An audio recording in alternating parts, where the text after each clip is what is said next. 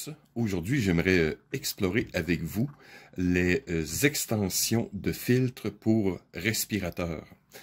J'en ai deux sous la main. Celui-ci, qui est une extension communément appelée le M40, M42, associé au masque lui-même. Et l'autre extension, voilà, on peut zoomer, en est une d'origine ukrainienne, qui est bien sûr au standard GOST 40 mm.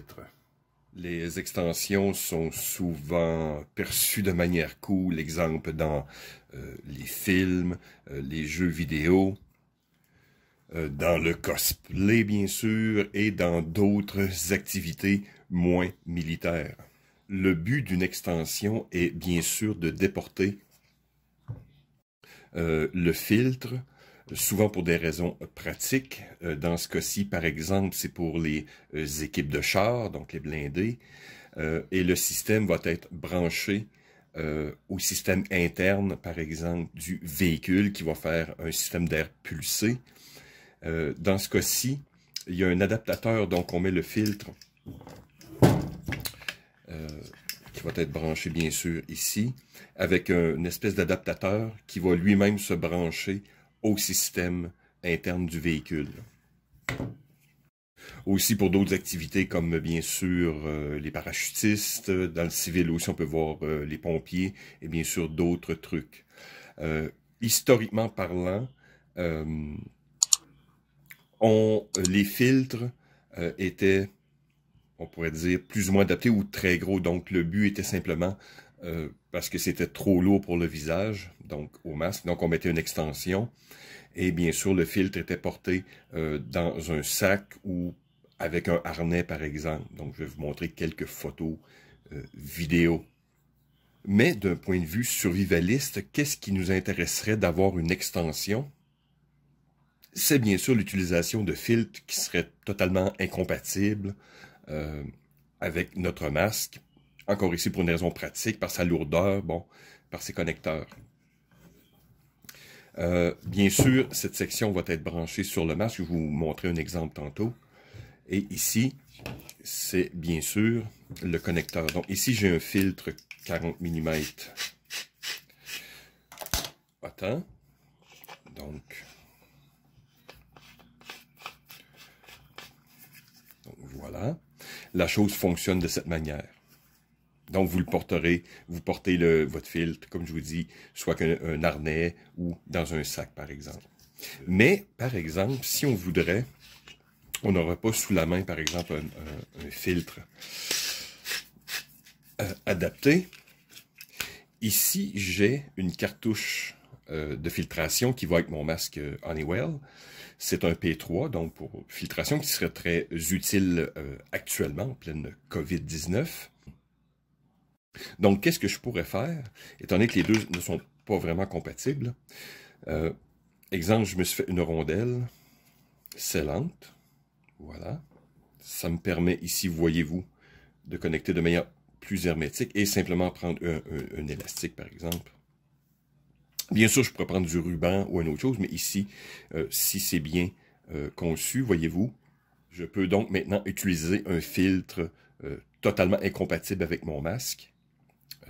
Avec une extension de filtre pour respirateur.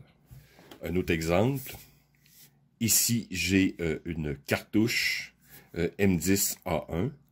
C'est une cartouche qui a été spécialement, on pourrait dire, fin Deuxième Guerre mondiale jusqu'à assez récemment. C'est une cartouche qui a été utilisée par l'infanterie, mais qui a été utilisée ensuite beaucoup par les équipes de chars, bien sûr. Donc c'est une cartouche assez lourde.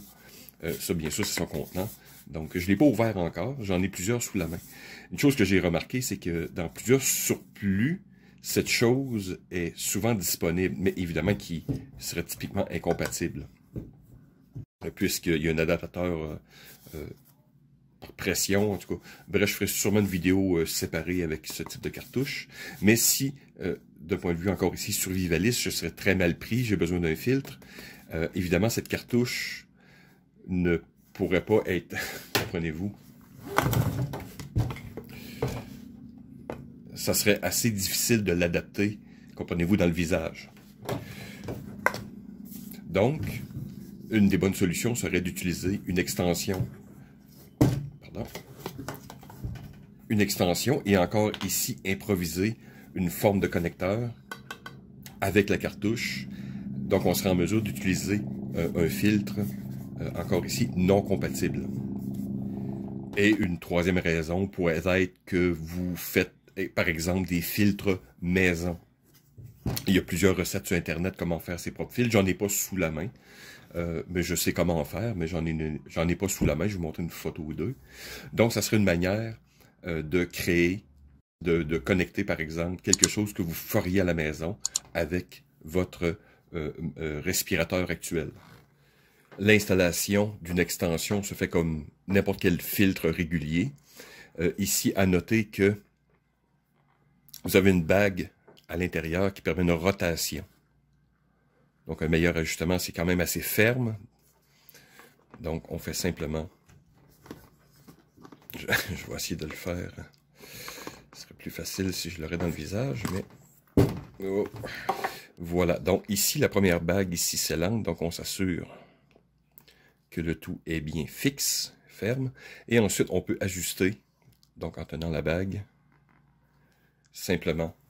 Comment que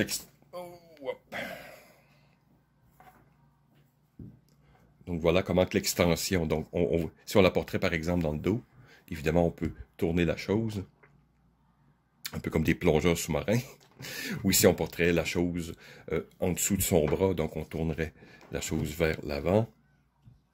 Donc voilà, ça donne énormément d'options pour déporter son filtre. Pour la version Ghost, nous avons quelque chose de similaire, quoique un peu plus primitif. Voyez-vous, la bague ici tourne, mais je peux garder mon tube de manière fixe. Même principe que sur celui de l'OTAN. Voyez-vous, le tube tourne indépendamment. Et ici, je peux sentir mon adaptateur qui est fixe. Donc, on brancherait tout simplement en tournant.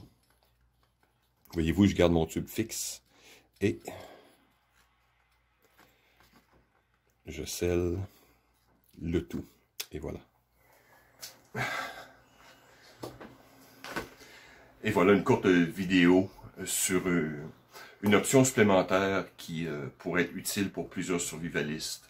Donc, c'est une pièce que vous pouvez rechercher. Les versions soviétiques, ukrainiennes ou autres sont très faciles à trouver. La version de NATO est beaucoup plus difficile à trouver.